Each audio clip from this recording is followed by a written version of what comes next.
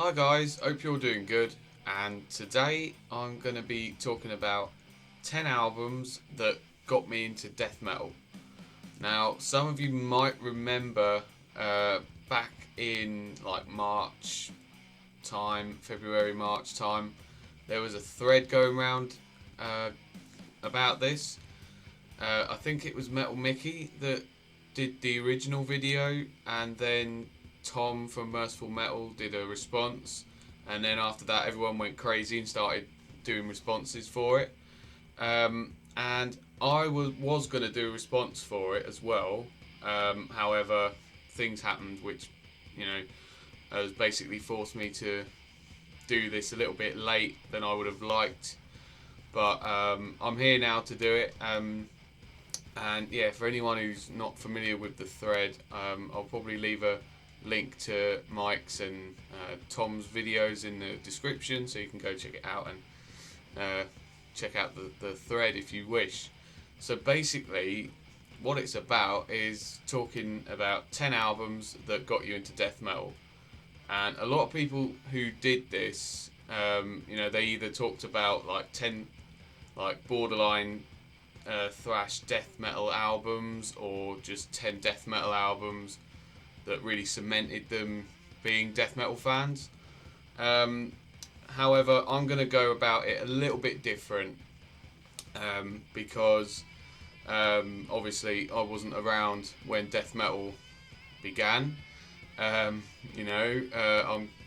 one of the youngest guys in the VC, and me and Tom, because we're kind of similar age, we kind of had a bit of a similarity in getting into death metal in a bit of an unorthodox way. And yeah, you'll see through my picks, basically, my journey into death metal. So my journey begins in 2017, and at this point I was still at college, in my first and second years at college. I was about 16, 17 at the time, and yeah, around about that point I was starting to get into a bit more metal, so I was listening to mostly Metallica, Megadeth, Ozzy Osbourne. I also remember listening to some Joe Satriani and Gary Moore around this time as well, but I was definitely starting to lean more towards the metal kind of side. And I just, at that point, I was kind of just looking for something a little bit more. It was a little bit more extreme. And the first thing that really clicked for me was Pantera and Vulgar Display of Power, but mostly just this and Cowboys from Hell. But I've gone with this one because it's a little bit more aggressive, and a bit more, it's a bit more aggro and heavier. And yeah, essentially for me it was the vocals. And a lot of these that I'm going to pick is mainly the vocals, because I think for me that's really the main sticking point for death metal. It is the vocals. You either like them or you don't. And I think that was the important thing for me, was once I got over the hurdle of the vocals, then everything just became a lot easier for me. And so that's basically it with this album, because riff wise it's very kind of thrashy, obviously groove metal as well, but there, and then Phil's kind of not exactly growl but sort of like grunting screams was something that I quite liked and definitely wanted to explore more. So that's the first one, and that's also something with this next album, which I know is going to be a bit of a controversial one, and some people are going to be very intrigued by this next one, but I've got reasons why I'm picking it, and that is Saint Anger by Metallica. And I can already see the comments going like, what? But it's the same reason as the Pantera. It had a real rawness and aggression to it. I mean, yeah, there's a lot of problems with this album, but something that did draw me to the album at the time, when I was about 17, was its kind of aggression, and James doing his kind of, I don't know, sort of very unhinged, edgy kind of vocals on here, where they were, he was just shouting and screaming his head off, and I liked that, and obviously the really low tuning as well. I think they played drop C for a lot of this album, which at the time was something that I'd not really heard. So that was another thing for me, just vocals. And yeah, it's back in that time, I actually was not, I didn't think it was actually that bad, that album, to be fair. But anyway, so that brings us to about 2018, start of 2018, and again, I was just looking for something like the next level up, and for me, the next level up was Slipknot, and particularly this album, because on this album again, Corey just does the crazy screams, but also with the cleans as well, which obviously you don't get in death metal, but for me, especially on songs like 3-0 and The Blister Exists, there's some almost death metal adjacent kind of riffs in them songs, but also just the aggression, which I started to really like around this sort of time, and that also continues with the next two albums, and I always think these three as like the trilogy of albums that really cemented me getting into more extreme metal and like more modern metal as well. There's a lot of crossover here, but these are the albums that definitely got me on my journey to getting into more extreme metal. And the next one I've already talked about not that long ago, Machine Head, The Blackening, basically for the same reasons, the aggression, but also with this album you had that sort of bass level of thrash metal as well. And just some real heavy, groovy riffs. Not exactly death metal kind of sounding riffs, but I mean maybe a little bit in areas. But again, vocals, just aggressive vocals, and that's what I was really starting to like around this time. And also, the next one in the trilogy of albums is Shogun by Trivium. Again, this one I would say actually has got a bit more of a death metal kind of vibe to it. Some of the riffs, especially especially on like Torn Between Scylla and Caravis, and Down From the Sky, and Into the Mouth of Hell We March. There's some definite kind of like death metal kind of adjacent riffs there, and vocals as well.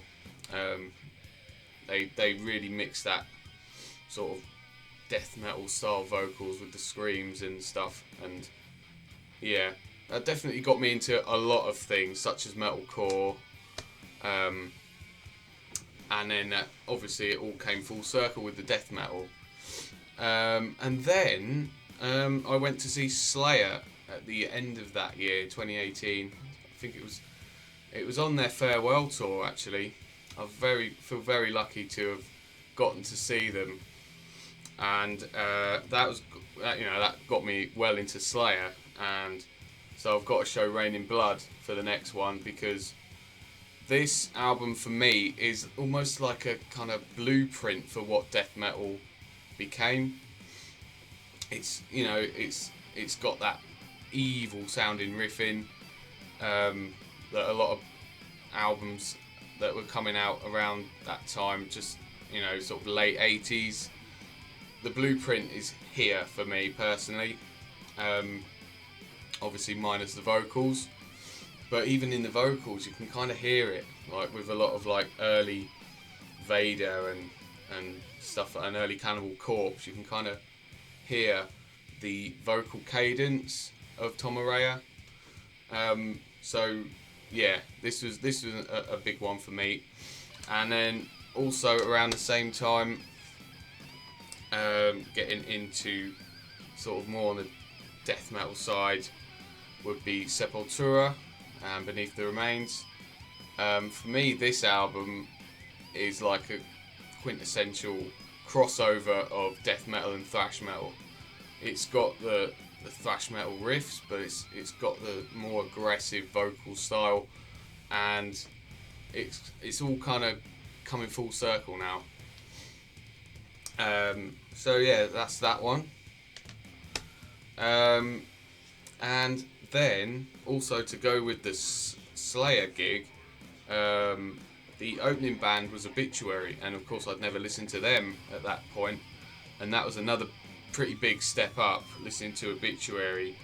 And I remember getting this album around that time when we went to see them. We actually missed Obituary though. I've probably said the story a couple of times, but basically, yeah, we were waiting to go in, and the people on the door was taking so long that we actually missed the whole of their set, and still annoyed about that. But hopefully, I might be able to put that right and see Obituary. They're playing at the end of the year in October. But yeah, anyway, yeah. This album definitely was a big one for me, getting into the death metal kind of stuff, because this was the first death metal proper death metal album that I actually brought and listened to, and to me it just sounded like the early Slayer, not the Rain in Blood Slayer and Sepultura. It kind of had that sound, but the vocals were a little bit different. A bit more on the aggressive side and more on the guttural side. Obviously, incredible guitar tone that Obituary have. Brilliant debut album this as well. I remember getting that and the latest one that they had at the time. And then moving on to sort of 2019, 2020, and at this point I was really starting to get into the more brutal stuff, aggressive stuff, and metalcore as well was pretty big for me at that point. And the obvious step for me at the time, because I wasn't ready for Cannibal Corpse at that point, but the obvious step for me at that point was, because I liked a little bit of death metal and the more aggressive stuff and metalcore, deathcore just became like the obvious thing for me to try out. And the one for me that I started with was this, because it was new out at the time, The Valley by Whitechapel. Brilliant album, bit of a I think one that people either like or they don't. I think it's a good album. It's definitely not the same as their early stuff, but it's a good one anyway. I think it's a good one to start with for the band as well. You get a little bit of all sorts on it, but it was the vocals again for me. It was just listening to like deep guttural vocals for the first time properly, in that death metal kind of style. It's what done it for me. And obviously the real heavy riffing. They play like 8-string guitars, I think. 7 or 8 string guitars, really low tuning, really heavy riffs, and that kind of what won me over.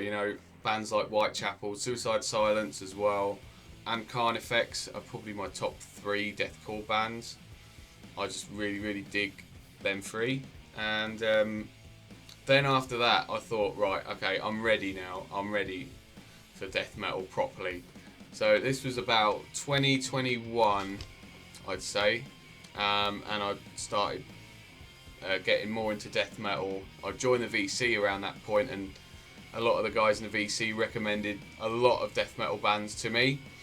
And the first one, other than Obituary, the first one that really properly stood out to me was Death, and this album here, Leprosy.